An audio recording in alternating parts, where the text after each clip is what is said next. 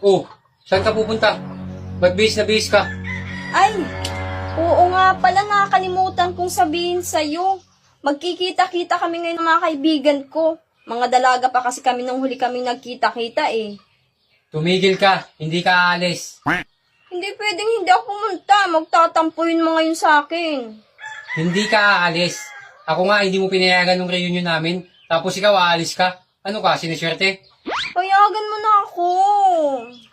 Bakit ba gusto mong pumunta doon, ha? Alam mo kung bakit? Bakit? Kasi ibabalita ko sa kanila na ang gwapo-gwapo ng napangasawa ko. Parang tama to. Oo nga, ipagmamalaki kita. Ewan ko sa'yo. Sige na nga, pumunta ka na doon. Ay, teka. May pera ka ba? Wala nga eh. Oh, ito. 5K. Libre mo sila, ha?